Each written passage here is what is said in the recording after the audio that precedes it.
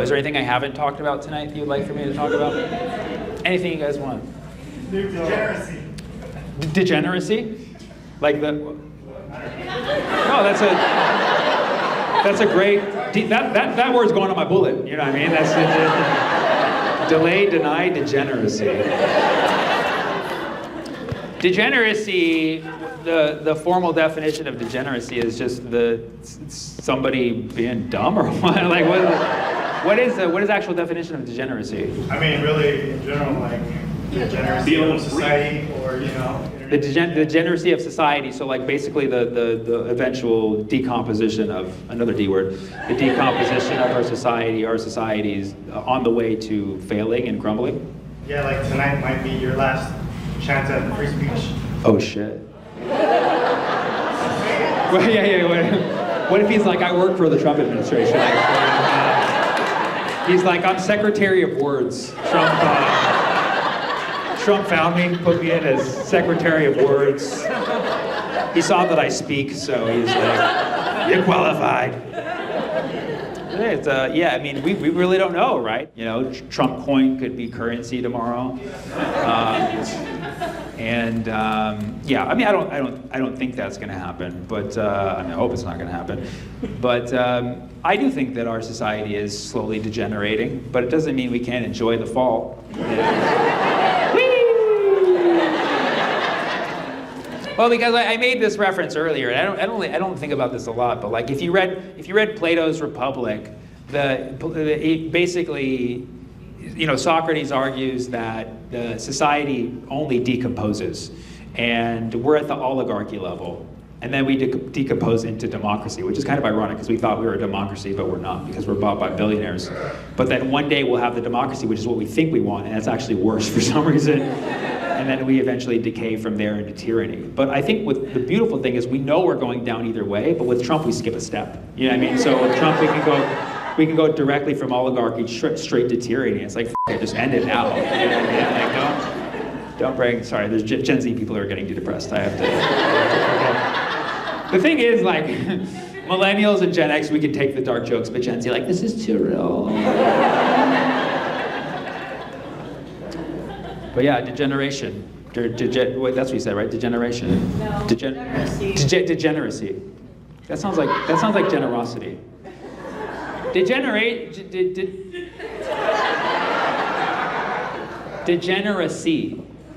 Yeah, actually, somebody needs to look that up and tell me the formal definition. Please, somebody. The state of degenerating. So why would that not be degeneration? So, I mean, or those words are just the same, and we have two different words for the same shit. That's why we're fucking degenerating. It means having lost the physical, mental, or moral qualities considered normal and desirable. Okay, well there you go. There you go. Can you pull that back up? Is there alternate definitions that also apply to society? Because that sounds like a personal thing. Lacking the physical, mental, let's say spiritual. Moral. Oh, well, I lost that a long time ago. So I've been degenerating quickly. I'm sorry to make you pull it up again. Yeah. There's a mathematical definition. Lovely, even better. Yeah, that's not what you meant, was it? That would be... Now I look bad. I should have gone to that first. Yeah. What's the mathematical definition? Relating to or denoting an example of a particular type of equation, curve, or other entity that is equivalent to a simpler type, often occurring with variable parameters set to 0. Absolutely. So basically, degeneracy is when you refer to something and you're saying like, oh, it could be simpler. So it's like 4x equals 2y. Like, what are you doing? That's 2x equals y. Come on, Degeneracy.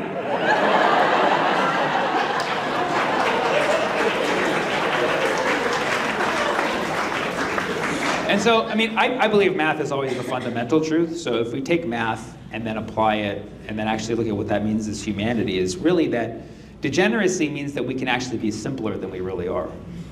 Okay? So maybe it's not as much about us falling as a society. It's just maybe we need to simplify. And, I know, right? And that's why you can find me on Rednote, TikTok, Snapchat, YouTube, LinkedIn, all that shit. I mean, ultimately, I think that's always a good lesson. Simpler is always better in most ways. But good. Now, sorry to bother you again. Can you tell me the definition of degeneration, just so if anybody ever asks us, we can make very clear what the difference is? So it's not that they're different. I just know words like, math. They're Okay. just different forms of the same word. So it is a different form of the same word. Yeah, it's the same word. So when you looked it up, it said degeneracy or degeneration equivalent. So I looked up and I've been giving you the definitions of the word degenerate. Degenerate. Yes. Every other definition is Degeneracy, degeneration, it's the state of degenerating. It's almost like we have 5 different words for the same concept. Don't you think there's a simpler version of that?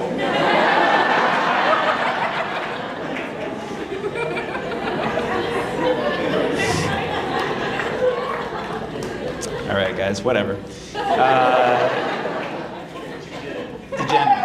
Degeneracy, I okay. wanted to talk about the magnet.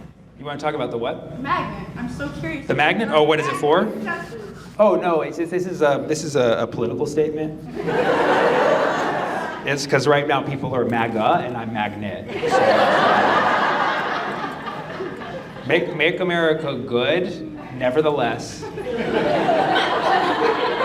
Everything's totally fine. Yeah. Wait, what did you say? Every time. Every time. Yeah, make America good, nevertheless, every time.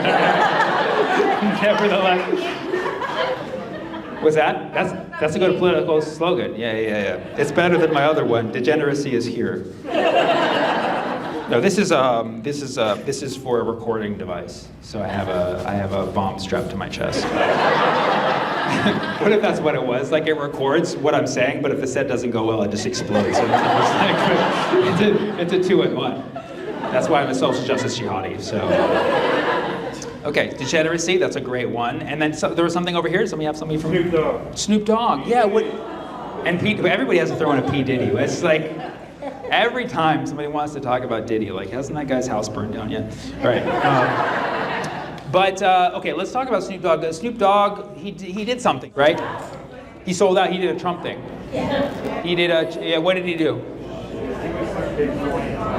He did like a Bitcoin event with Trump, like a Trump coin event. Sponsored by. And did he get up there and did he rap? He's a DJ. It's him along with Nelly. Who else is there? Soulja Boy. Make America Grizzle.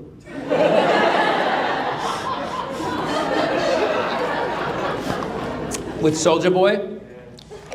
Damn, Soulja Boy, just fallen in our eyes. Right? Our beloved Soulja Boy, we held in highest esteem. God, so who's to blame for Soulja Boy's degeneracy? You. Okay.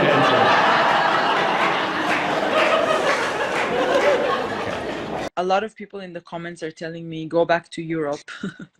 Well, my family is actually from Iran. It's gonna be quite hard for me to go back there right now. I don't think it's the place I should be going to back right now. And hello. Hi, Noam. Hey, Sammy. So, thank you for joining. Thank you. Tell us where you are. Right now I'm in Tel Aviv. Tel Aviv. Yeah, Jaffa, yes. So, thank you for tuning in. What time is it over there? It is 9:45 p.m. 9:45 p.m. Okay, and you're a friend of mine. You're a comedian, but just for the people watching, tell us who you are, what you do. Yeah, well, first of all, Sammy and I performed in Geneva like a few months ago. That's right. So it's tragic that we have to do a live again in those circumstances. Yeah, clearly they violated our Geneva Accord. Clearly. Yeah. This is the first time I'm laughing in like a few days. Yeah. So. Yeah. Well, it's an honor, and I can't imagine what you're going through right now. But you have a unique perspective on everything, and you've been through a lot in this last week, and people want to know what's going on in your region. So tell us about what you do, and tell us what you've seen and what's happened. Yeah. So I'm a comedian like you. I'm also an activist. Israeli Jewish, but I grew up with Palestinians, and I've been active my whole life in, you know, human rights, peace, justice, however you want to call it, movement. And I mean, right now we're experiencing one of the toughest moments that we've ever experienced.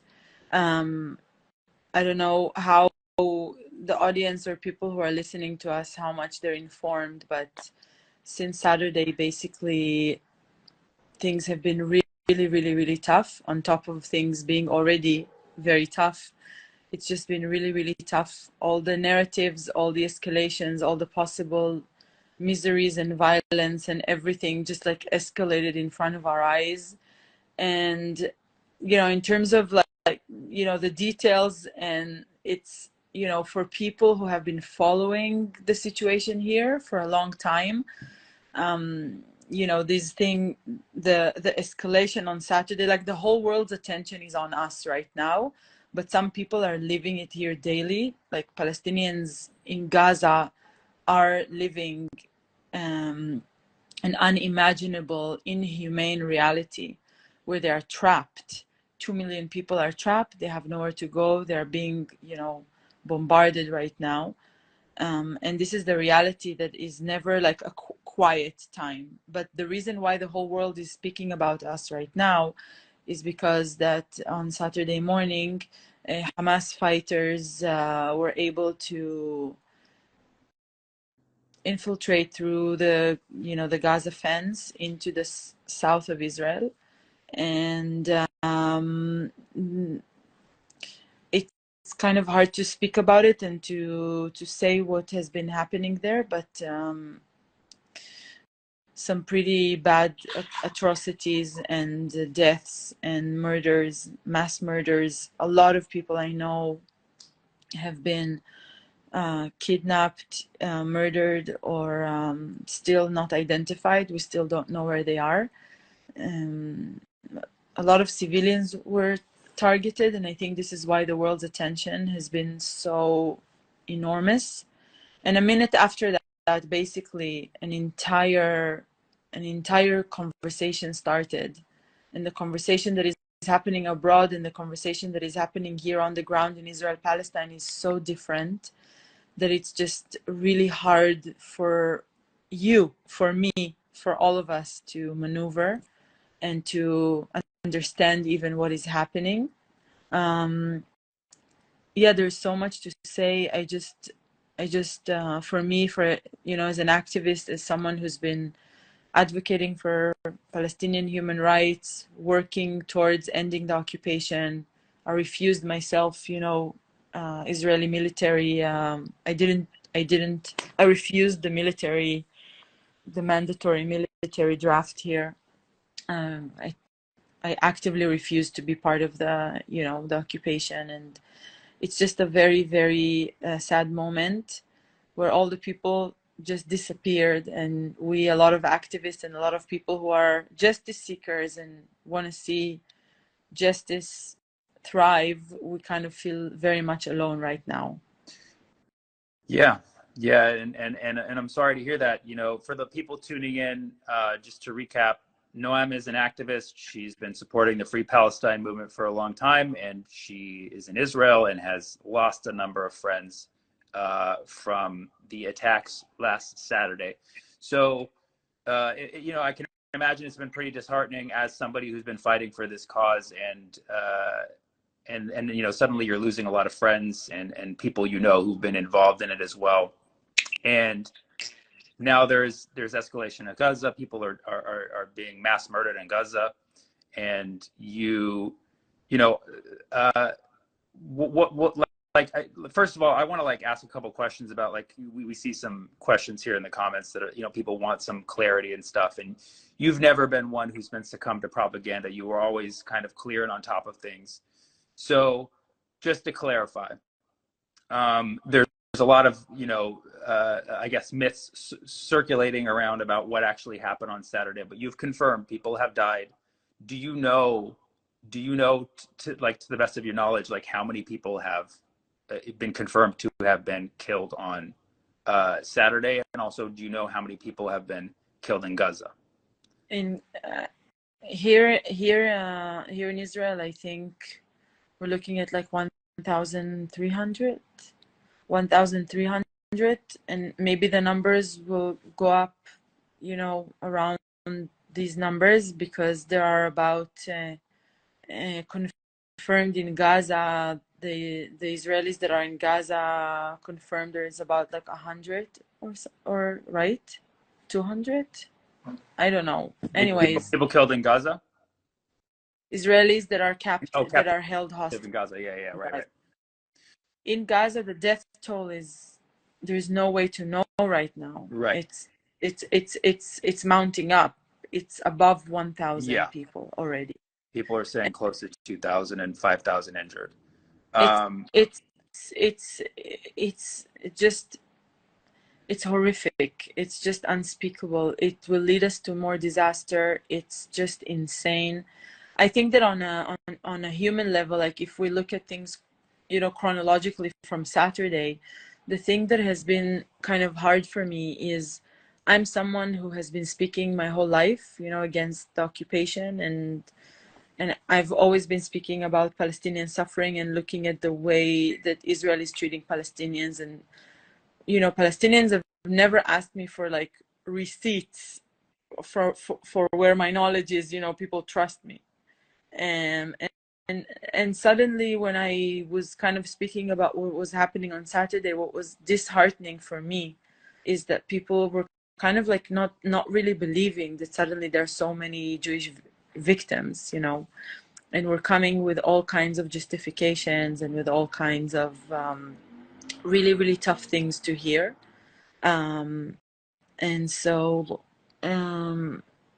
yeah, I think that people jumped into this notion of, can you give us a context to why it is happening? And, you know, as someone who's mourning people I know and people that we know that are kidnapped and killed, it's, you know, it's so disheartening to be faced with this. It's like, tell us, you know, give us a proof. What do you mean give us a proof? My friend is, one of my comedy writers is looking for his wife and his daughter. Like, he doesn't know if they're alive or hostage in Gaza. And it was just a really, really hard moment for a lot of us, for a lot of activists. Yeah. And now, and so yeah, you know, you've definitely confirmed, you've witnessed, you know, people who've disappeared, you know, of people who've been killed. Now, I think the importance of everybody understanding the severity of what's going on is people need to have the best sources of accurate information they can. At the same time, there's been a lot of circulating claims about what Hamas did.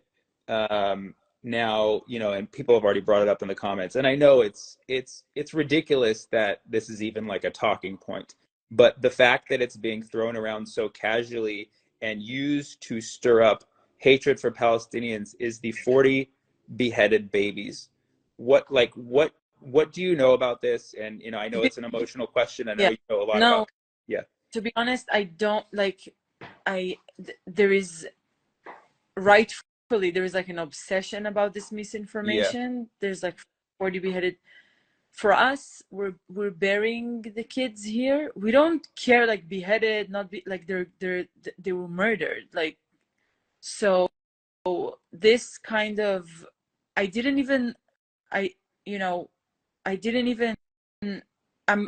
we're busy burying the kids and the victims.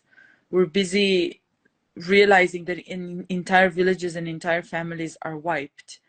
And so just as we don't want people to disregard Palestinian pain right now with so many families that are being wiped and suffering, I don't understand why people go out of their way to prove that that it didn't happen, where clearly, I mean, we're telling you, Haaretz journalists that you read and you share, and people that we know, like, we're telling you that it happened. So I don't want to be in a position, just like Palestinians shouldn't be in a position where I need to give you receipts for what happened. I mean, the behead thing just went out of control. I don't know. But the reality is that, like, kids were taken hostage and kids, you know, are being murdered. And so, you know, the other thing is, you know, people are going out of their way to show, you know, that the hostages are being treated this way or another, and that the kidnappers have been taking, you know, didn't rape. And like, I've heard, you know, testimonies. I've heard a testimony from a survivor who saw that in the party, in the music rave, there were rapes, there were sexual assaults, and then killing of you know, of the women. This is a very, very sensitive topic, obviously, and I know people don't want to believe it, but men do horrible things in battlefields, like men like who are fighters. People, like, I never deny, you know, what my side is doing, and I think it's a very, very, it's a very, very, very important moment for people to look at the truth of these incidents. We shouldn't be denying people's, you know, people's pain. I have worked, I've fought my own people. I've fought, you know, the amount of time Israelis are trying to convince me that the Israeli army is doing things morally. I know that these are lies, you know, it's propaganda. So I don't understand people going out of their way to prove the morality of these horrific acts. I just, as a piece, like a human rights activist, I just don't get it. And yeah. And so you yourself know people who are missing right now, and know people who are missing right now. And you know, you did mention like how, you know, there's been discussion about how the hostages have been treated and stuff. Do you know anybody who's been in communication with anybody who is being held hostage, or any information about people who are missing, where their whereabouts are, if they're in Gaza or where they are? Yeah, there's a lot of information circulating, and I think because now Israel is bombarding the Gaza Strip, the families here are going out of their way to you know, to try and find a way to you know, to bring them back, or to have some kind of negotiations so that at least they can bring them back alive. But given the heavy bombardment and really mass destruction and mass murder of Gazans right now, I don't see how Israel is doing anything strategic to bring them back, because it's just bombardment everywhere. So it's almost like Israel is choosing to not, you know, hold off and see where the Israelis are kept or captive, or if we can even bring them alive. Israel is choosing, you know, just to bombard Gaza without even understanding and stopping and realizing where are the hostages, and, you know, if we can prevent innocent lives from being destroyed in Gaza right now. It's just senseless, you know, bombing in Gaza. And so the families that their loved ones were kidnapped, they were notified. And I think that there has been some, you know, attempts by Hamas to show that if the bombardment continues, we will lose more and more and more hostages. You know, Israel will lose, you know, but it doesn't look like anyone on the Israeli side gives a fuck, to be honest, because they're just continuing mass destruction of Gaza. Right. If you talk to most Israelis, their point of view is that, you know, we need justice for what happened, and therefore we have to take out Hamas at any cost, and thereby justifying the murder of Palestinian civilians in Gaza.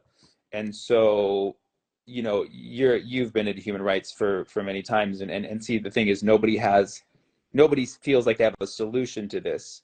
If you were in charge, if you were to propose a solution to what needs to be done now, what would you suggest?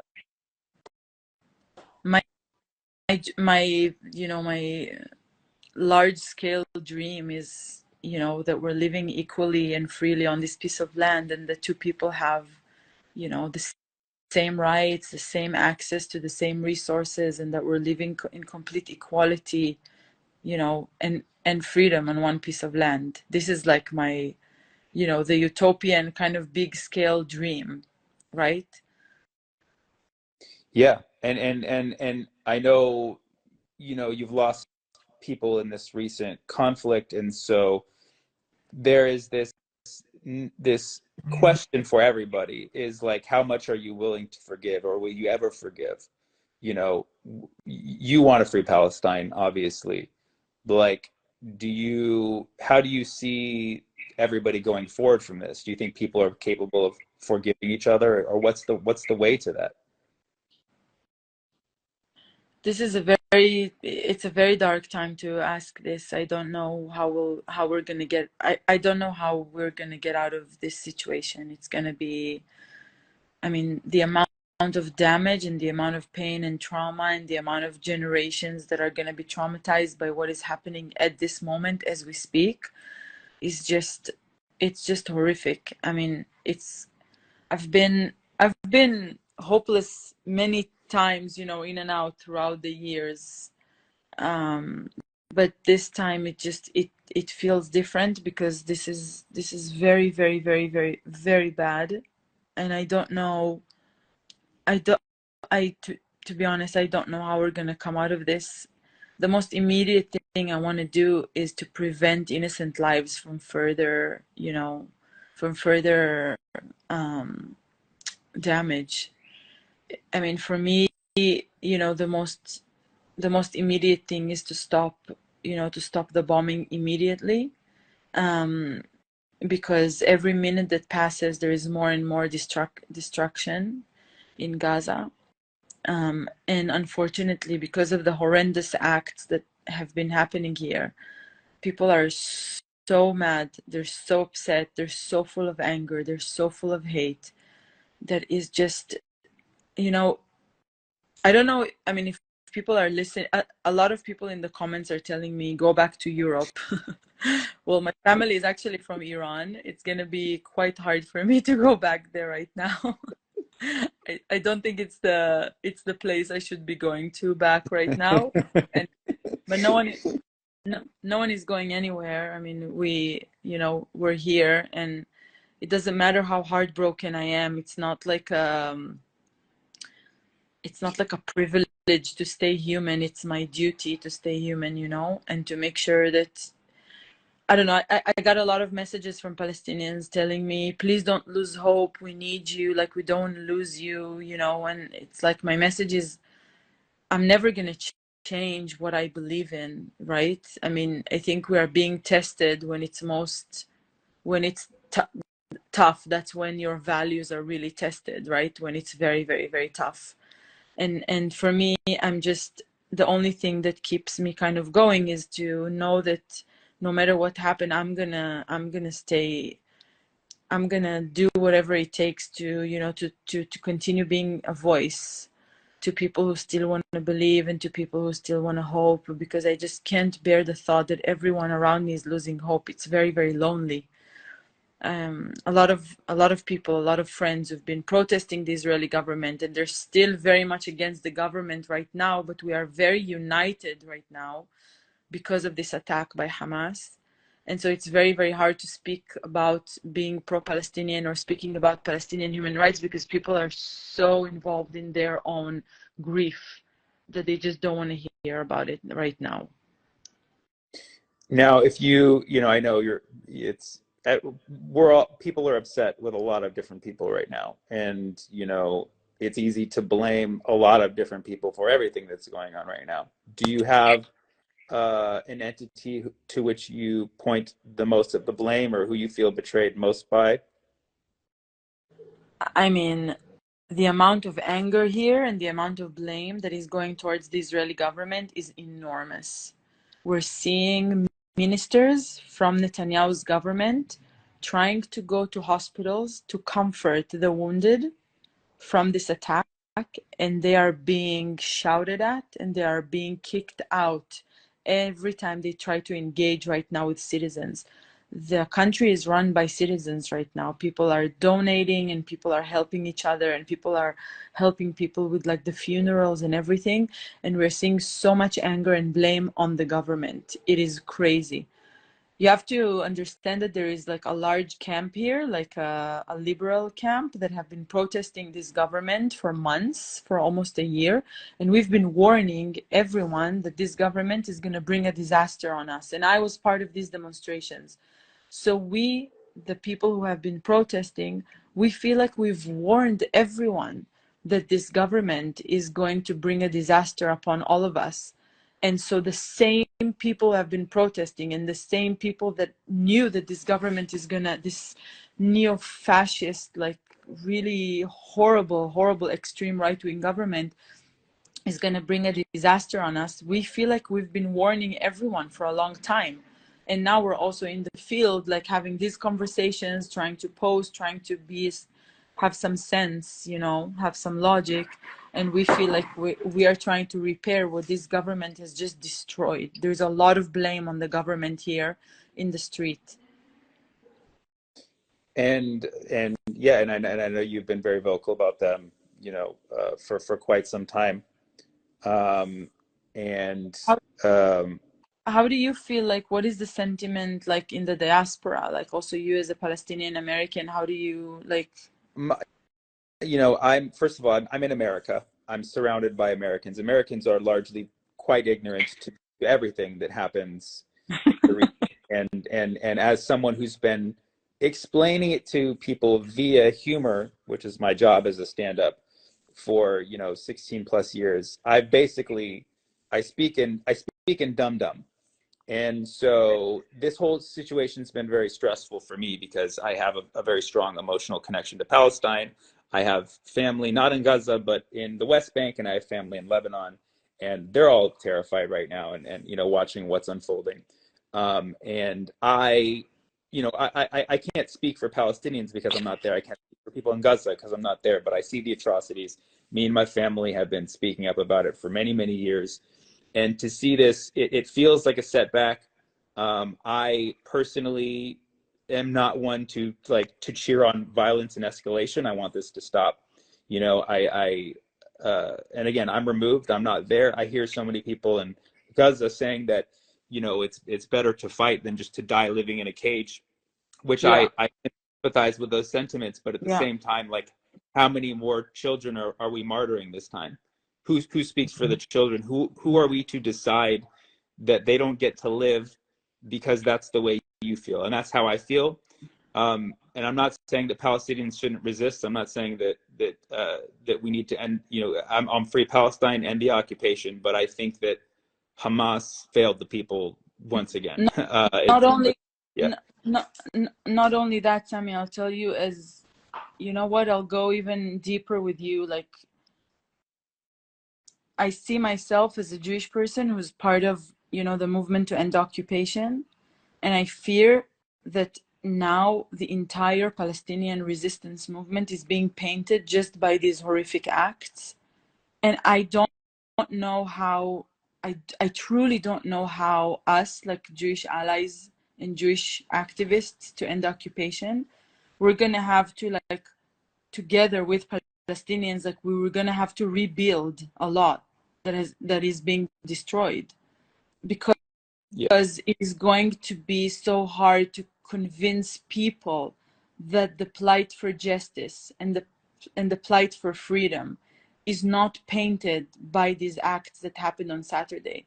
That Palestinians have so much more to offer, that we have so much more to offer for ending the occupation than, you know, horrific murderous acts. It's not, it's just, it's, you know, and it's, for me, amazing people that I know, you know, Sammy, I don't know, I mean, I don't want to depress you, but the amount of activists who are anti-occupation who died on Saturday from these acts is mounting up to the point where I don't even know how to explain. Like, there is one guy, he's called Haim Katzman.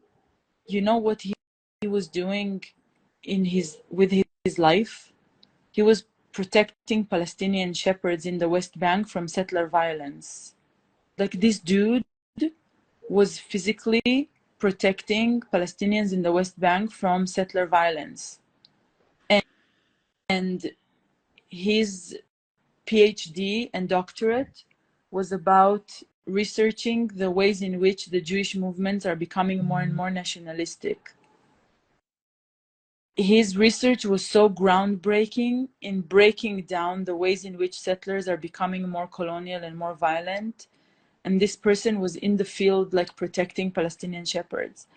The gap to explain to people what it's like losing such a human being to these, like, you know, that he's being murdered by Hamas, that, you know, call themselves, you know, Palestinian resistance, and then having Palestinians not, or people like not believe that this person died in their hands. It's, for me, it's heartbreaking. The other person is a former soldier who gave like a breaking the silence, you know, testimonies.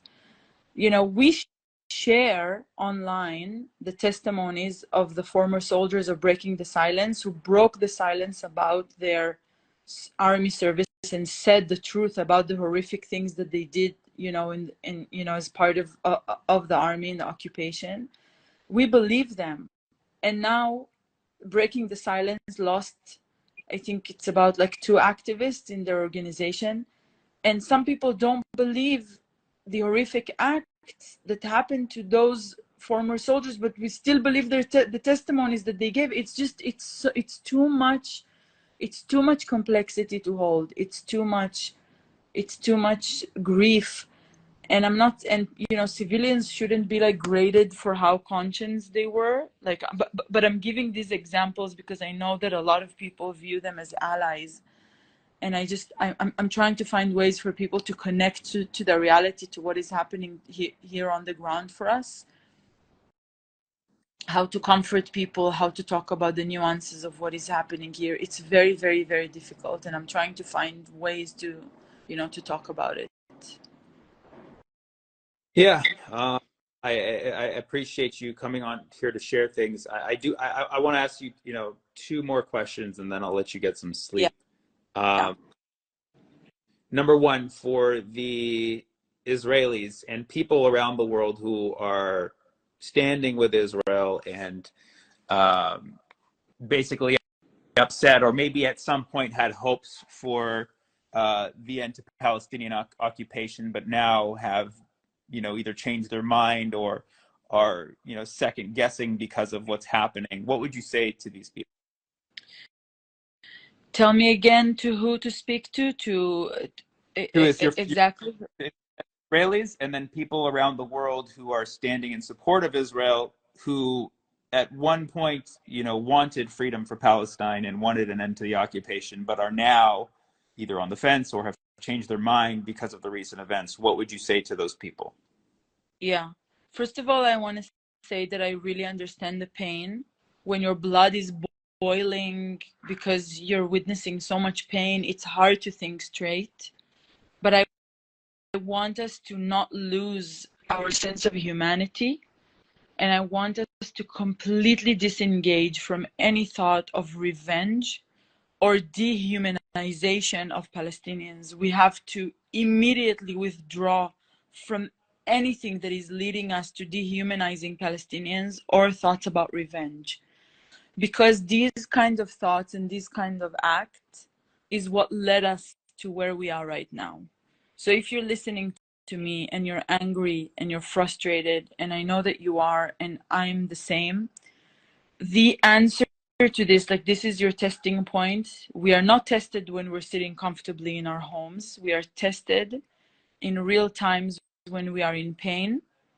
It's those times where we have to dig deep into our hearts and deep into our souls and wholeheartedly refuse to hate people, to identify with these feelings of revenge, to say, come on, you know, my side will win and we will prevail and fuck them and let them burn in hell. No, because these kind of thoughts is what led to atrocities in the past. This is what's leading us to more atrocities right now. No, we have to go back into our center and moral compass and remember that only humanity and only justice and only equality and only rebuilding, that's the only way to build a future. Because even if we destroy so much in Gaza, so we'll have 2 years of Israelis will have 2 years of quiet, and then what? In 2 years, like, people want to live, people want to thrive, people want to get out of their prison, people want to have a future, people want to have exactly what you have in the US, or exactly what Israelis have. They want to travel, they want to see the world, they want to develop, they want to build families, they want to have their own. Nobody's ever gonna, let go of these dreams. We can't expect people to let go of their dreams. So I'm asking people who are not getting any support, not getting any solidarity right now, to just go back to your center, refuse any kind of senseless hate, refuse any kind of, feelings of revenge, and, get back quickly to your humanity ASAP. Thank you. And this question may have a similar answer, but it's a different question.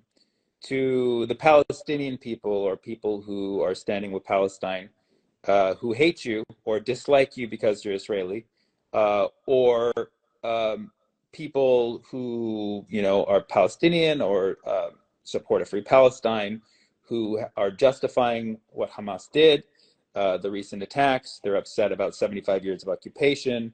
They're upset about the constant bombing of Gaza, and they're seeing that, and they're angry about that, and the anger is directed towards you and all of Israel. What do you say to those people?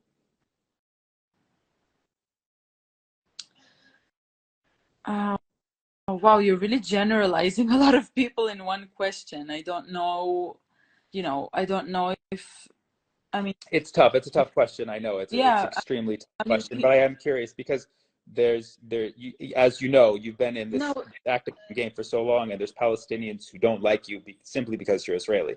So, with everything that's waiting on them, the 75 years of occupation, and what's happening in Gaza right now, all of that anger and everything directed towards you, or in general at Israelis, what could you say to them?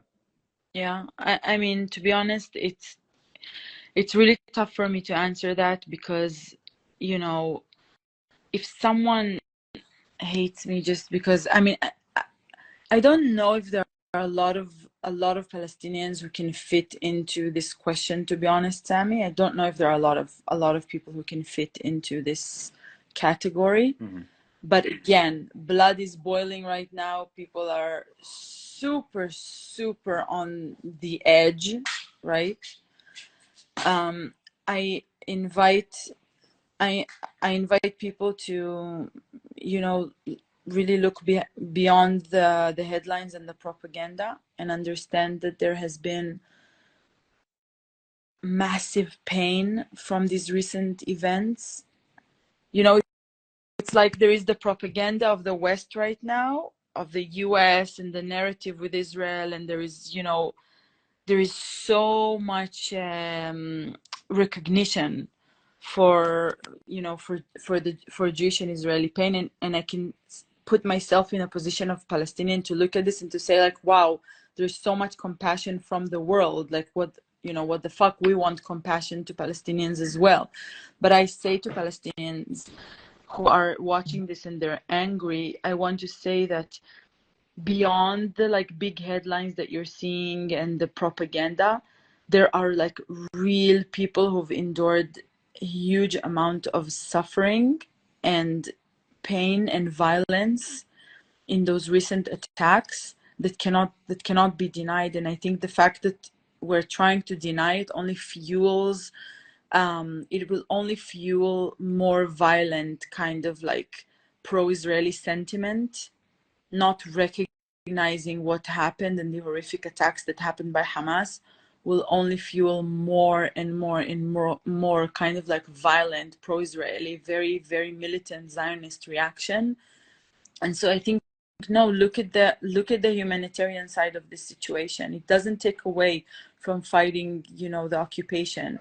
If you realize that there has been, like, inhuman acts done by Hamas in these incidents, I'm telling you, as an Israeli Jew that has, I have been you know, a loud, very vocal speaker for, you know, pro-Palestinian human rights. And, you know, there's nothing ever that will also take me away from that, from being this advocate. And on top of that, I'm telling you that you know, we can't deny what has happened, the enormous pain. I mean, I know so many people who are affected by this. The pain is real, and denying it will only fuel like militant kind of Zionist right-wing pro-Israeli actions. And I think that it will only lead to more violence and more hatred. And also, you know, it's an invitation to think about, you know, I don't know, maybe it's too early to talk about these things, but I really hope that we can have like a bigger conversation about what resistance looks like, about how we envision, you know, the future of ending the occupation. I hope it doesn't involve kidnapping women and children. I don't think it will accomplish the goal. It will only lead to more aggression. Yeah, it's the time to be human. So much suffering, so much pain. I can't even. Well, thank you, Noam. I know that last question specifically I gave you was a tough one, and you know, as much as we all, you know, everybody has their opinions on this and stands for some kind of action. Nobody actually has an actual solution. We're all just kind of, you know, following our instincts or following our gut. So I appreciate you, you know, sharing what you know, what you've experienced. Is there anything else you'd like the world to know about what's happening from your perspective as somebody who's been supporting Free Palestine on the ground in Israel for many, many years? What would you like the world to know now that everything has happened this last week? Um,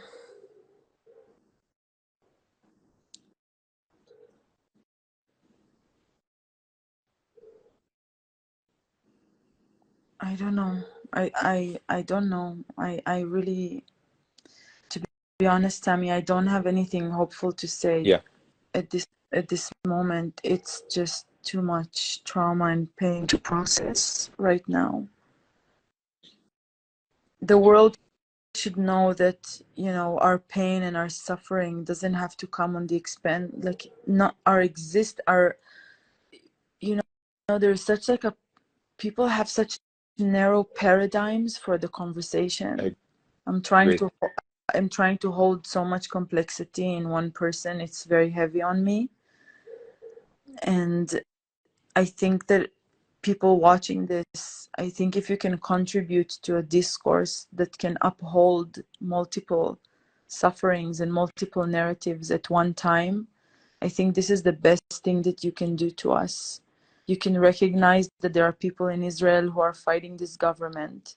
You can recognize that there are people in Israel who are enduring immense pain and suffering and lost loved ones, still looking for their loved ones. And at the same breath, you can recognize that what Israel is doing right now to Gaza, to 2 million people without electricity, without water, that have nowhere to go, have nowhere to escape. Basically, buildings are now like everything, neighborhoods, mass destruction, so much pain. You can hold all of this pain together, and it doesn't have to come on the expense of the other, and we have to find a way to stop it. I appreciate that message. No, I really do. I know you're going through a lot right now, and you know, I pressed some feelings out of you, and I like what you said at the end, that our suffering doesn't need to be to the suffering of others. Yeah. I vouch for that, and I don't care if anybody disagrees. I totally vouch for that. It's a difficult situation. Thank you everybody for tuning in. And if you know, anything you liked about this or didn't like, message me, please. I'll take it up. What you would like to see next. You know, this is the first live I'm doing about the situation right now. I intend to go live with people in Gaza and people in the West Bank and people in Lebanon and you know, anywhere where people know something. So thank you for tuning in, and Noah, again, I really appreciate you being here. I know it's a stressful time for everyone and everyone around you. So I thank you for taking the time out of your evening to do this for folks. Thank you, Sammy. All right. Yes, be safe. We'll talk soon. Inshallah. Inshallah. All right. Bye. Bye. Good night. Listen, I've tried every drug. I've tried literally every drug. You are a cop. I had a good day. I went to the grocery store. I saved $50 today at the grocery store. Yeah. Simply by using the self-checkout. Is there anything that I haven't talked about tonight? Drugs, yeah. Slow it down. Slow it down. Drugs. In the White House, they found some. They did. They found cocaine in the White House, which is really sad. Like, that's the least. Like, cocaine should be making people more productive. I was shocked when I heard it was cocaine. I was like, it wasn't heroin? You sure it wasn't heroin? Listen, I've tried every drug. I've tried literally every drug except heroin, okay? But I have had a poppy seed bagel, okay? And let me tell you, if heroin is anything like a poppy seed bagel, toasted little cream cheese, I'm all in, all right? Drugs, person, do you do drugs? I mean, I'm not a cop. What's that? You are? Do you do drugs? I am the drugs. My body is now like 100%. What's that? You are a cop. I've never done a drug in my life. Listen, I've tried every drug. I eat poppy seed bagels. I stick to myself. I'm out here. I went to the grocery store today. I went in line. I paid for every single item in my basket. Have you ever arrested somebody? Yeah? How many arrests do you think you have in your body count arrests? Probably like 30 at this point. That's a lot. Average length of time in jail. Okay, so you asked what's the average length of sentence of the people, of the 30 people you've arrested? So across the 30 people? Oh, like 6 months. 6 months. Yeah. So that's not a lot, is what you're saying. You're not locking up people for the long, smaller offenses, like shoplifting or... But let's talk about drugs, shall we? I think they're horrible. I think anybody who does them should be locked up for 6 months. And no more, please, no more. Looks like I'll be coming back to Indiana a lot sooner than I thought. Now, just so I understand, marijuana is illegal, right, in Indiana? No. Okay, so half of you said no, half of you said yes. There is a police officer right there. We're either all getting half arrested. What's the marijuana law here? It's not enforced. It's not enforced. Yeah, it's illegal, but unless you have a certain amount, you don't. Got you. Okay. What is it? Is it like 14 grams? Is that what it is? It's usually like per cop. Everybody has a different thing. Every cop has a different amount that they tolerate. I like the laws here in Indiana. It's like you feel it out, you decide what's good for you. If you can tolerate 3 tons of marijuana, you do you. You do you. You're in transition of laws, of making marijuana, because it's decriminalized, right? It's decriminalized, but it's not legal. That's that basically what it is? All the other drugs are illegal, right? All the other ones are very illegal right now. Is there like an amount of cocaine that you tolerate as well, or? That's a no. How long have you been officer for? 6 months. 6 months. Oh, so you're pretty new to the force. Pretty new to the force. Wait, 30 arrests in 6 months. Holy shit. You're racking them up. You're putting away people for longer than you've been a cop for. What if she's like, I'm the police chief, by the way. You fucking 6 months. There wasn't a lot of us out there working. What's the most amount of drugs you've ever seized from somebody? I've only seen people with like 2 pounds or 3 pounds of weed. A weed. Is that above or below your tolerant amount? It's on the fence. 2 to 3 tons. Holy shit! I'm gonna start a weed business out here in fucking Indiana. I'm fucking. You guys from out there, born and raised? No, I'm from Palestine. From Palestine, nice. Bro, he just shit on Palestine for like an hour. Yeah. He was like, I've never... Got the cameras. Got him! But, speaking of numbers, we have a next comedian. Yo, Sammy, how great was that segue? This guy's one of my dearest friends. He's so funny. He's been on Conan. He has 2 specials out on YouTube right now. I don't know the names of them. One was called Organic. I know that. So make some noise for the hilarious Sammy Obeid, y'all. Sammy! That was the most cryptic intro ever, Paul. Speaking of numbers, this human being, like, what does that have? What is that? Who is that? What? No, Paul was actually alluding to the fact that I studied mathematics in college. Anybody want to have sex? Thank you. But yes, no, I've been doing comedy for 15 years, and people are often like, damn, 15 years, why aren't you famous? I'm like, well, it's a choice, obviously. What's really cool about coming to stand-up shows when you may not know the people, you never know what they're going to go on to do, and I love that look of like, like, who is the fuck is this person? We'll never see them again, but you really never know. That's the beauty of stand-up. You never know. Like, who knows? Maybe 5 years from now, you're going to be like, holy shit, 5 years ago, we saw that guy at a show in Highland Park, Now he's at a show in Pasadena. Good for him. He's traveling. Thank you guys so much. I'm Sammy Obeid. Hell yeah, Sammy. Play it off so great. Which joke did you like the best? He said good set, so I figured, which I said good shit. You said good shit. Oh, good shit. Like living. You're living. You're living. You're living. Yeah. When did y'all move up? Just right now. Just got here. Oh, bro, we all. Bro, what kind of traffic? Bro, you walked here. Foot traffic is crazy. We all just went around the parking lot and all did a hit of PCP. So y'all are up, actually. You got it on you. You got the hair for it. They didn't even have a car. You got party hair, dude. I love it. Oh shit, dude! Their story keeps changing, man. Yeah. You guys are walked here, did a PCP in the car on the bus, dude. Where y'all coming from?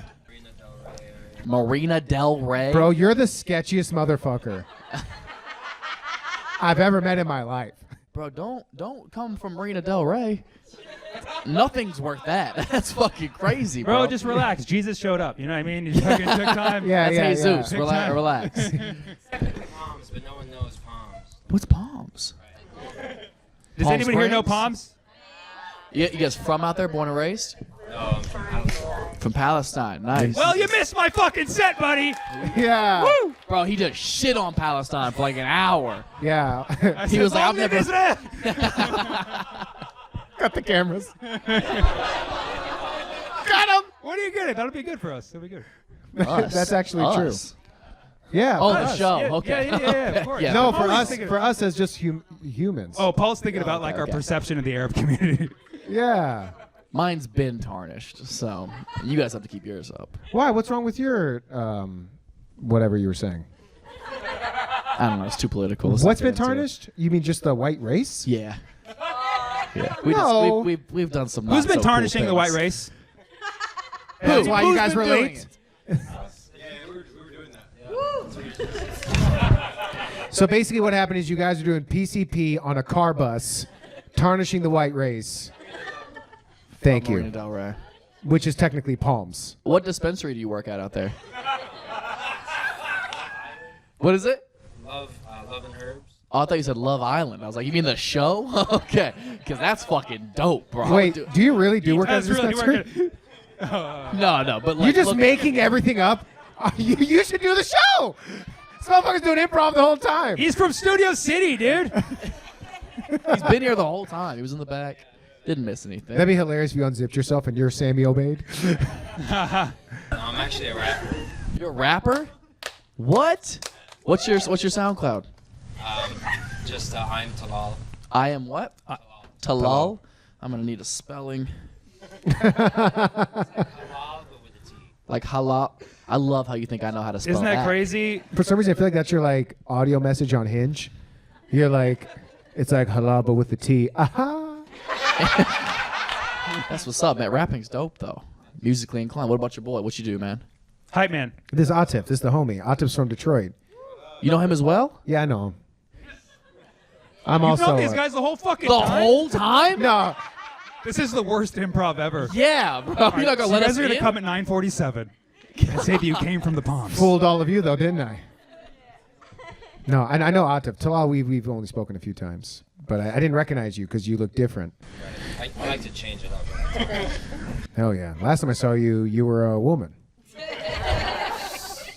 It's like halal but dalal. Wait, what's your boy do? I'm an actor. Actor? Nice, dog. Which restaurant?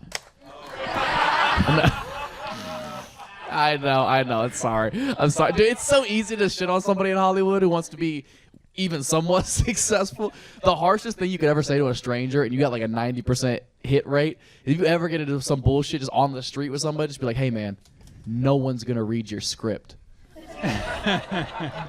Odds are they got a fucking script. No, It's never making it. I would did say that to this. an engineer once. You did it to it. What'd you say to him? Or I said, nobody's going to read your JavaScript.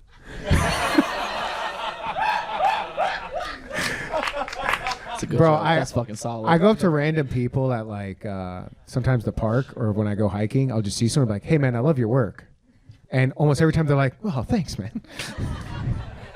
How long you been acting for? Since I was like 14. You're 14? God damn. Are you from here? I'm from Michigan. From Michigan too? What the fuck were you acting in Michigan? Water commercials? Nah, like independent movies. Oh, a bunch of indie movies, casting couch, shit like that. Matt's just talking from his experience. Yeah, in Ohio there's a very low ceiling. Yeah, this is the casting truck. Who wants to That's why there's a blanket up here if anybody wants any tries. Hell yeah. Well, what's next, Sammy? What you got going on? Well, I'm going to make a third YouTube special that you don't know the name of. go. Yeah, that's. I know that was fucked up because I couldn't remember the second name of the special. I know it was Organic. Was that the one that you self-produced and shot at the Punchline? Yeah, both. I did both. Both were the same. Yeah. But no, I mean it's all good. It's all good. No, it's just joking. me. No. It's all fucking good. Sammy, don't do this to me, bro. I thought we were gonna open up a halal guys together. No, we're gonna open up a Talal guys with my boy right here. That's what I'm fucking doing. Yeah, how about Sammy Obeid, everybody? Sammy Obeid. Sammy! Is there anything that you would like me to speak about? Interracial couples. Interracial couples. Fuck yeah, let's fucking go, boy. He's like, yeah, me and you later. What? You guys interracial? That would be really weird if you're not. Like, talk about the thing that we're not doing, right? Because we're keeping it pure over here. Yeah, are you kind of interracial or what? No, we're interracial. You're interracial, okay? Nice. Can you tell me what the races are? Romanian and Indian. So you're Romanian, she's Indian. No, she's Romanian, I'm Indian. That was a joke based on these. I know Daniel was like, should we laugh at that? He clearly looks Indian, but he could be Romanian. Make some noise if you are in an interracial relationship. All right, good. We're just keeping shit nice and purebred out here in Toronto. Wow. I thought you guys were progressive. Okay, make some noise if you're single. Okay, make some noise if you're single and you're down to fucking interracial person.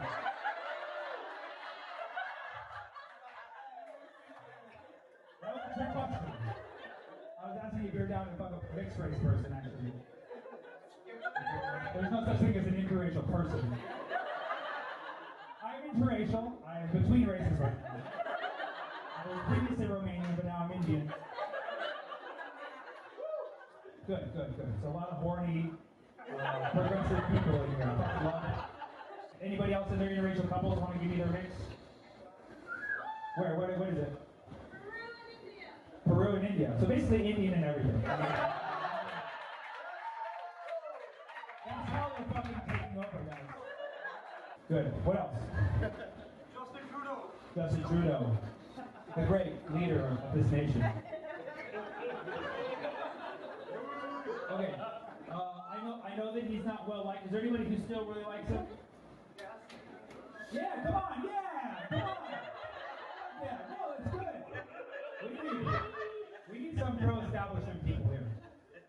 What do you like about Trudeau? And this, you're telling somebody who knows very little about Trudeau. There's a long list of things. Anything specific? Like what would you say Trudeau is like the best thing about Trudeau? He's hot, right? He's hot. And I actually saw a picture of him. He was also interracial dating as an Indian guy.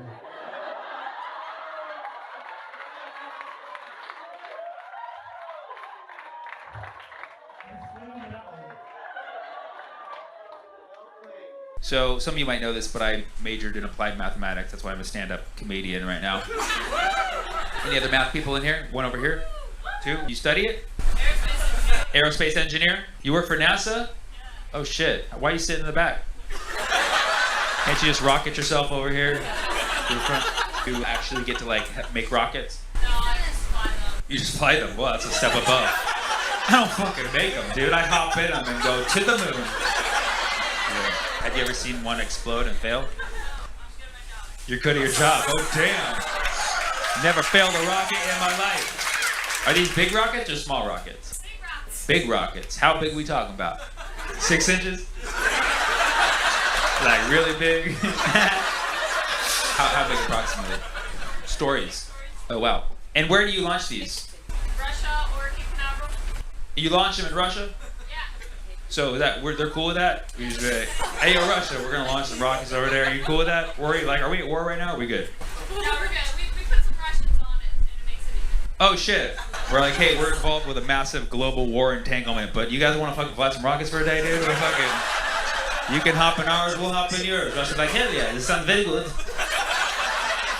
Get the big rocket.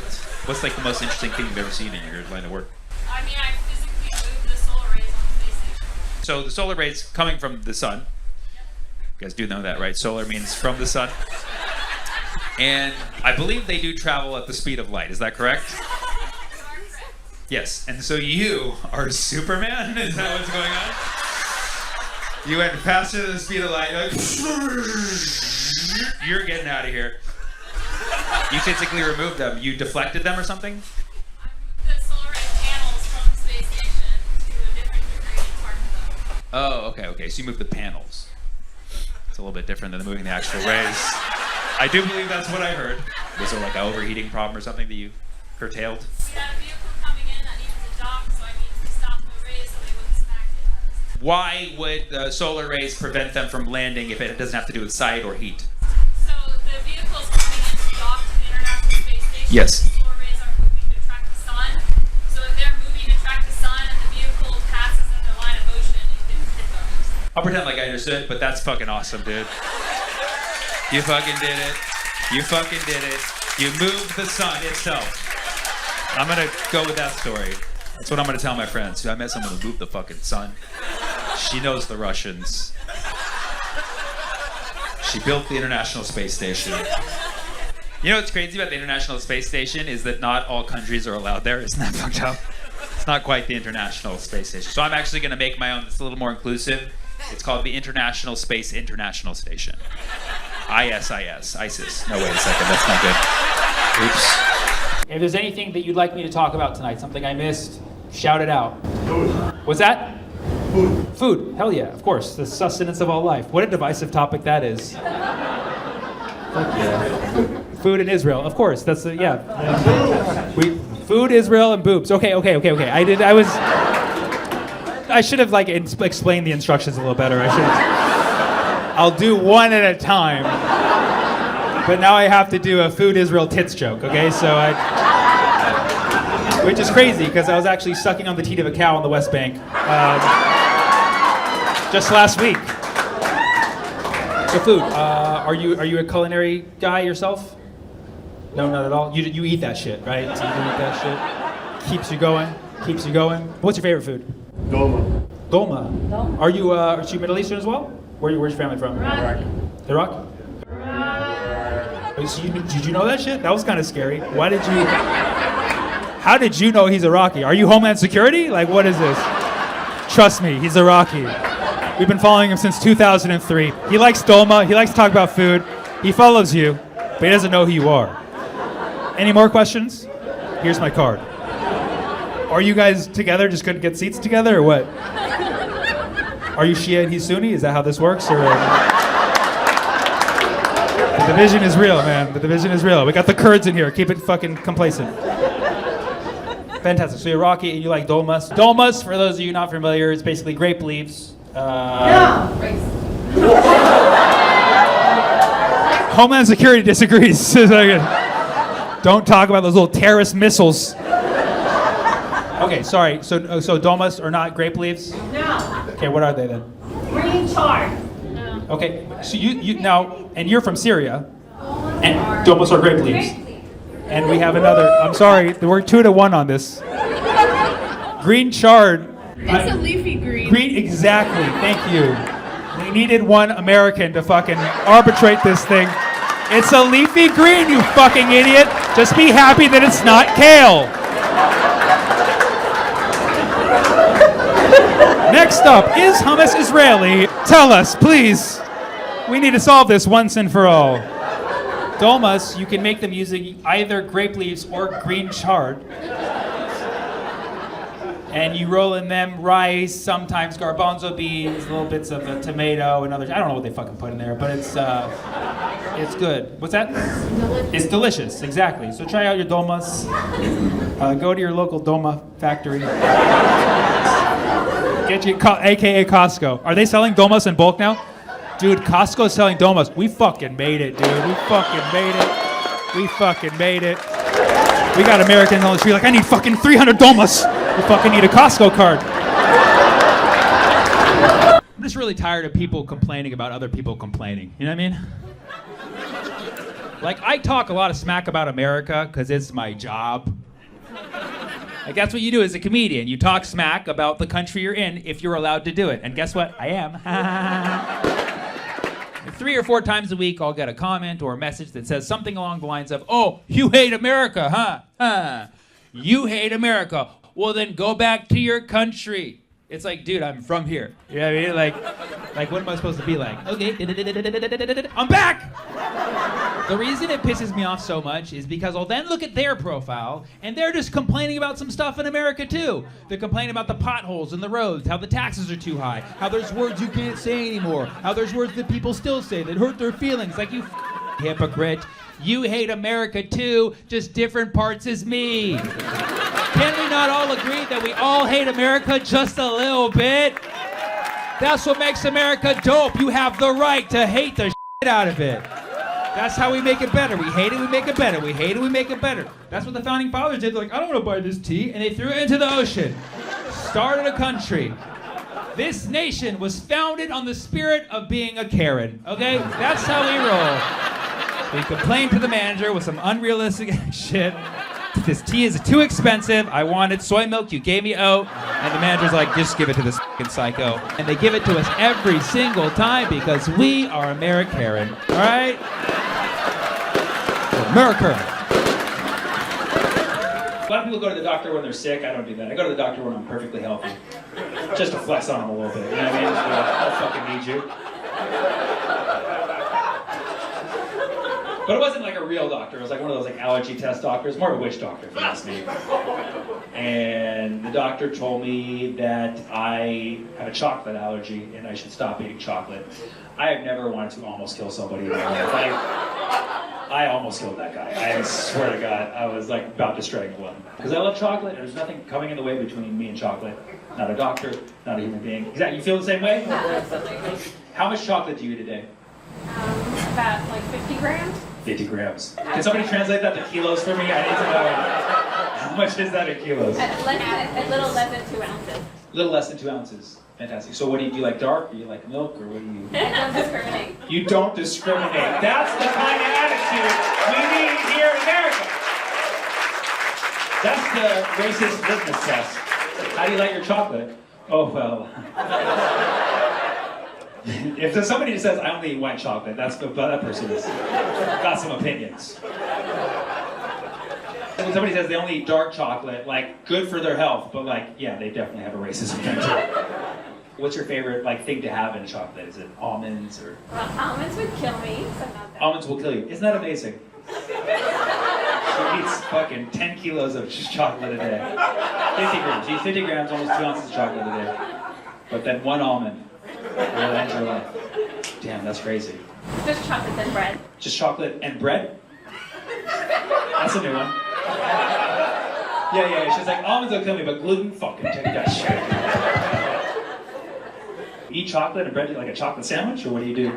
Yeah, oh no shit. Oh, well, I took a guess and I was right. So, let me get this right. Do you use 2 pieces of bread? Yes. Oh shit. I want to roll right now. I thought she was gonna be like, no, you fucking idiot. I put it on like avocado toast, but chocolate toast. No, you use 2 pieces of bread, and you put the chocolate inside. Right. Do you melt it?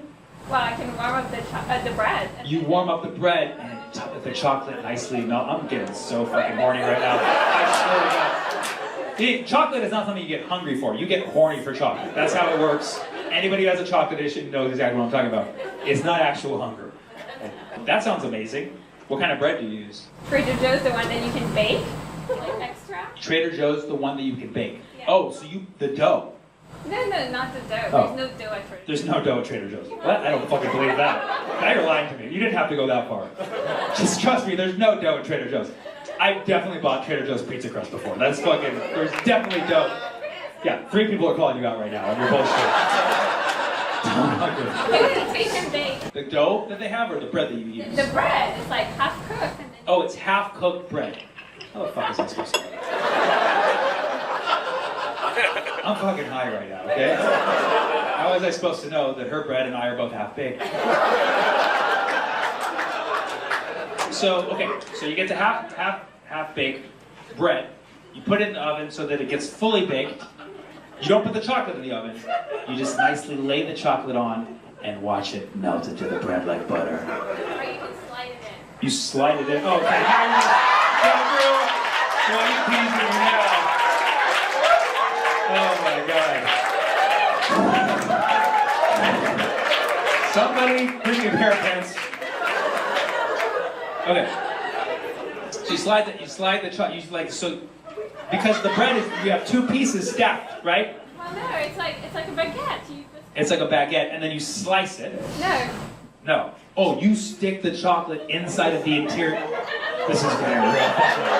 This is food porn central. Okay. But do you cut off the end of the baguette so that you can slide it in? You have to. Or there's no... Of course you fucking idiot, of course. So you slice off the end of the baguette after you've baked it. Possibly. Does it not have ends on it? Is there something you're not telling me here? There are different sizes. There's different sizes. Okay. Listen. I get it. It's not about the size. It's the motion of the baguette into the oven. I've fucking heard this before. Trust me.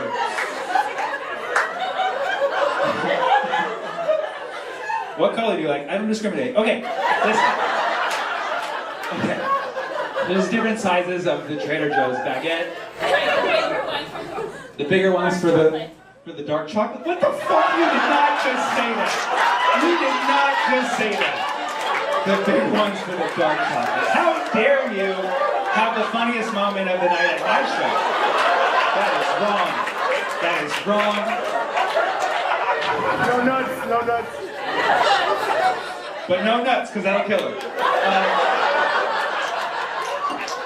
Okay.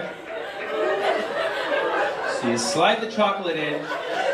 No cuts, no incisions. You just slide it into that gooey interior of the bread, and it melts, and it becomes like a chocolate-centered bread. I got it. I fucking figured it out. And you eat this nearly every day? Yeah. Would you consider yourself a happy person? She's very happy. You understand? She's very happy. She lives in Los Angeles and is very happy.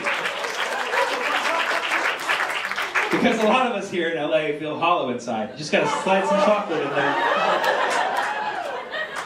What else? Beer. Beer? Beer, yes. Beer. You really agree. He's like, yes! That's a fantastic choice! What was the one in the back? Billy Zane. Who? The way you said it. Who? Standard deviation. I like how I thought you were helping clarify what this person said, but you were taking me one standard deviation further. What was the one back here, though? I just want to know. Billy Zane. Billy Zane. I've heard this name before. Who is that? He's like some random person in Zoolander one time. He's some random person in Zoolander one time. Well, thank you so much for bringing up a topic that's 3 standard deviations away from the main. But it seems like beer is what we got over here. Are you a beer drinker? Of course. Of course, the fuck. Of course. How many beers do you drink a day? Not enough. Not enough.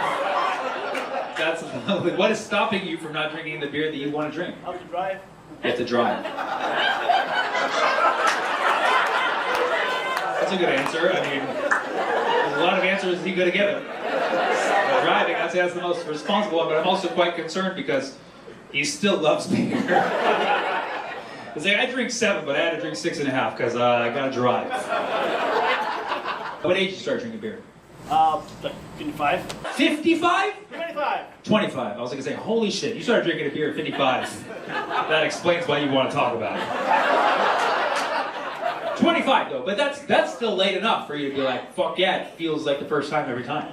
You know what I mean? How did you avoid it for those 4 years of your legal drinking age? I just didn't. You didn't drink up until you tried beer at 25? That's about right, yeah. You know, clearly you didn't drink for a reason. It was like a religious reason or something? Just kind of a straight and narrow kind of guy, like, you know, show up to work, do the job, drive home. You're like, what? Beer! Oh my god! Yeah! Yeah! You love beer like she loves chocolate. Funny enough, I don't like Bud Light, but You don't like Bud Light, but you're wearing a Bud Light hat. The irony. I went to a Dodgers game today. None of them have anything Dodgers, so this is the blue that I have. So that's why. No, of course, they do. Listen, no, a Bud Light hat, there's something very respectable about that. Are you from LA? I live here now. I'm from Mexico. From Mexico. Best tacos in the world. Michoacan. Michoacan? Like down. Yeah, down. I know where that is. I looked on a map a couple times. How old were you when you moved to the States? 17 years, 11 months. Dude, that's some accuracy right there. Right? 17 years, 11 months, 3 days. So you came here at 17, and then you turned 18, and then you did. And then you fucking laughed at me like I made that up. You didn't skip straight to 25. Turned 18, you turned 25, somebody hands you a beer. Okay, so I didn't drink or anything. Then I went to the army. Okay. And I went to basic training, and then sometime we went out. I drink the beer. Actually, that's a dark beer. Sure, I'm gonna give it a try. It was Guinness. I'm like Guinness.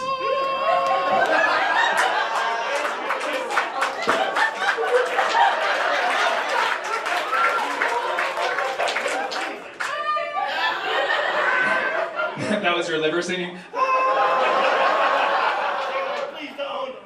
I'd like to first point out, only in LA. LA is the one city where he was like, I served in the army and nobody fucking clapped. You fucking ungrateful, unpatriotic. This is why China's gonna fuck us in the ass.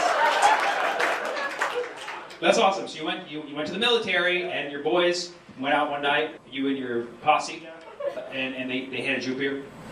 I had a beer, yes. You had a beer. And you had just one?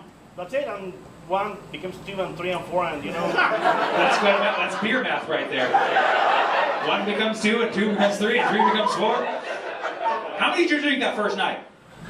Blackout. Wow! And he still loves it.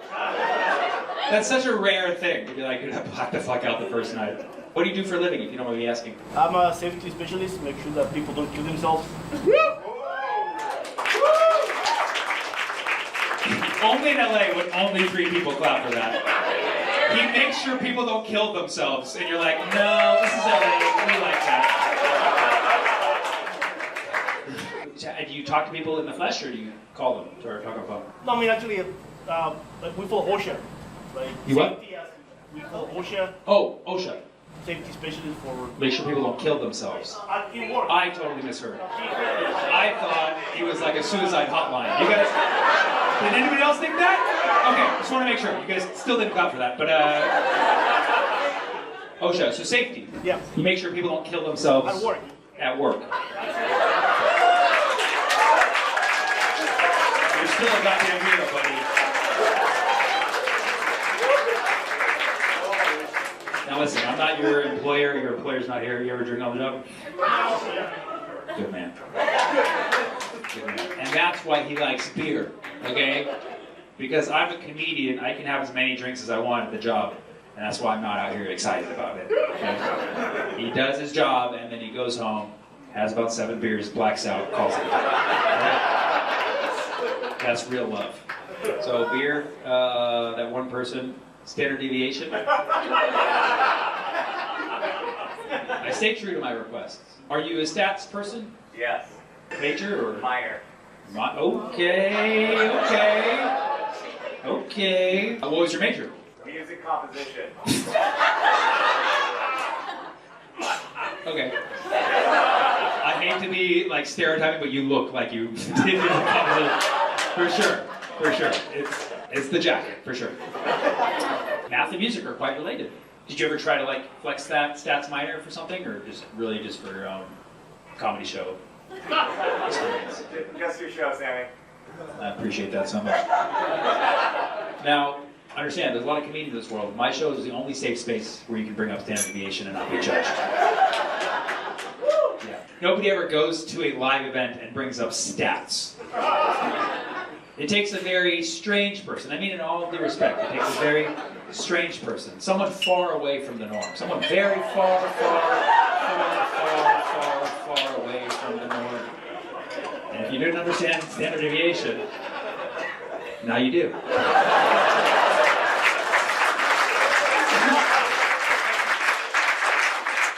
When I studied math, I made sure not to go too deep into the math world. Because if you learn too much math, you can't talk to people anymore. So I had to cut myself off. So for instance, when I learned pi, I stopped myself at 10 digits. Yeah, because I actually discovered a formula when I was at Berkeley that for every extra digit of pi you learn, that's 1 year your virginity is delayed. So I had to cut myself off at 10. I can actually prove this theorem right now. I can prove it. You guys want a mathematical proof? We learned pi geometry sophomore year, when most of us are about 15 years old, hormones are raging. If you can't even learn a single digit of pi, you don't even remember that it starts with a 3 when you're 15 years old, it's because you're already having sex. That's the only possible reason. This guy knows what I'm talking about, okay? But the average person learns 3 digits of pi. The average person knows it's 3.14. Congratulations, you're average. And what's your reward for being average? You get to lose your virginity at the average age of 18, okay? You already noticed the linear trend here. We got 15 plus 3 equals 18, right? I know you don't come to comedy shows to do math, but when you watch my set, you ain't got no fucking choice, okay? Now, if you're learning more than 3 digits of pi, you're losing your virginity in college. There's no way, there's no one at senior prom who's like, 31415, like you're going home, bro. It's not happening tonight. If you learn more than 7, masters, okay? If you learn more than 10, PhD. I have a friend who knows 100 digits of pi, still a virgin, okay? Now, I learned 10 digits of pi like a badass, okay? So I lost my virginity at, plug it into the formula, 15 plus 10 equals 20 fucking 5, not 27, bro. 10 plus 15 is 25, my friend.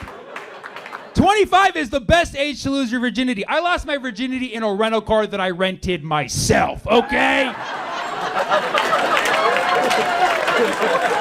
You thought you were boss because you lost it in Mommy Civic. I declined insurance on a Hertz, biatch. They cleaned up the mess. I just walked away like a champ. 31415-92653. 31415-92653. It's actually a phone number in St. Louis. I text it every day, still no response. Isn't that crazy? Somebody in Missouri has the phone number pi. But they're in Missouri, so they have no idea. Which god answers prayers the fastest? Let's find out.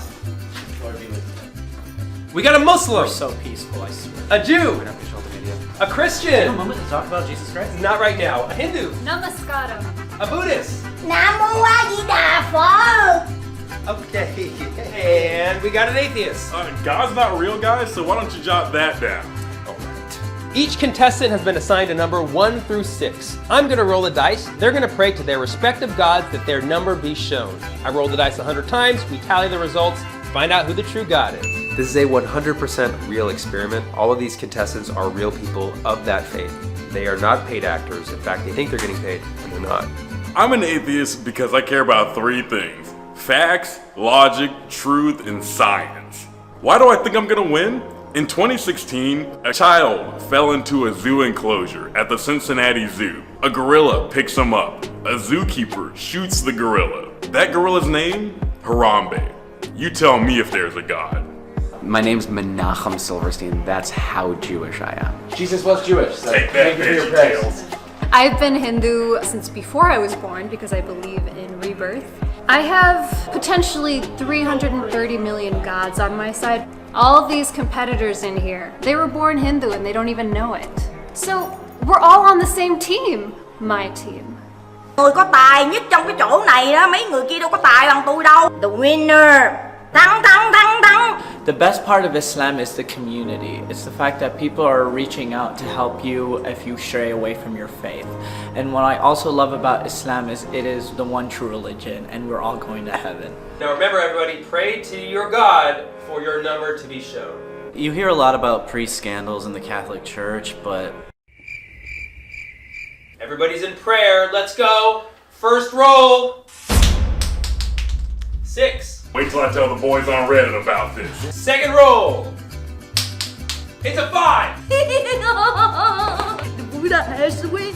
Third time's a charm, guys, come on. It's a 1. Let's fucking go! Alhamdulillah. 2, yes! Suck it, Kanye. 4. Oh my god, that's Just the Lord testing me? 5. Somebody have an issue with his dice? Yeah, I believe so. Kanye Yeah, change that dice. Okay, I calculated it, and yeah. We had some complaints about the dice being rigged, so I had to bring in a few extra die. So we used 4 different die throughout the experiment, and they were all calibrated. We tested them beforehand. These are real die. These are real people of real religions. Everything in this experiment was 100% real, except that they didn't get paid. What's the prize, man? Everything you believe in is on the line here. 4. 6. Yes! You guys all know this is basic probability, right? Roll number 16. Come on, agnostics. Come on. 4. No. Physics! We're all one team. 3. Talk about a second coming. No religion at all. And 1! Yes! Let's go, baby! We just had 3 6s in a row. That can't be a good sign. Bill Maher. What is she doing? Yeah, it's fine. Safety risk. Om Ganeshaya Namaha. That's witchcraft! I don't understand it. I don't like it. Number 5 for me. 4. I must have done something right in my previous birth. Guys, we're at the point where anybody can still win this game. All right? How much do you believe in your faith right now? 100%. When you roll the dice 100 times, you're going to expect probabilistically that each number is going to be about the same, but in fact there were some winners and some losers. It's the final roll! And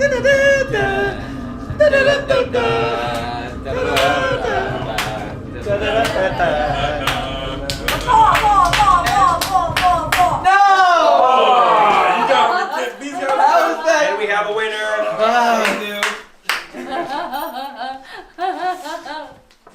God damn it! All right, well that's the end of the contest. Sorry contestants, there is no cash prize for this. What?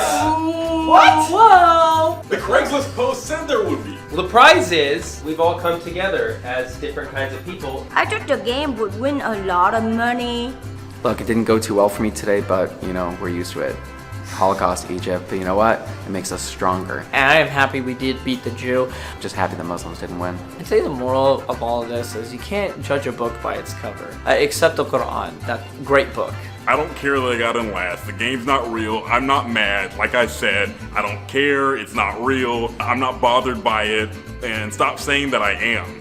To all the other contestants, there's a great quote by Benjamin Franklin, who was also Hindu.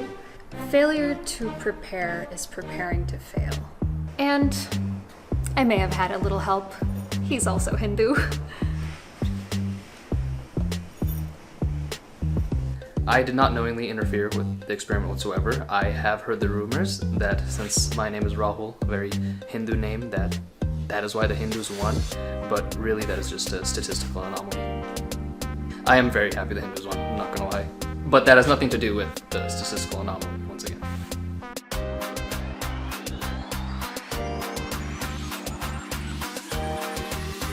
I want to win. I'm going to win. Hold for airplane. Oh, yeah. He answers my prayer. Look at that. With an airplane. We are the religion of peace. Oh, a plane. As another plane comes through. Two planes? We're the religion of planes. Well, it was 2 planes. You hear a lot about priest scandals in the Catholic Church, but there's sin everywhere, and I think you hear less about it in the rest of the world. Maybe there's more of a focus on our religion because of what we are. Nice. That's great. I bullshitted that whole thing.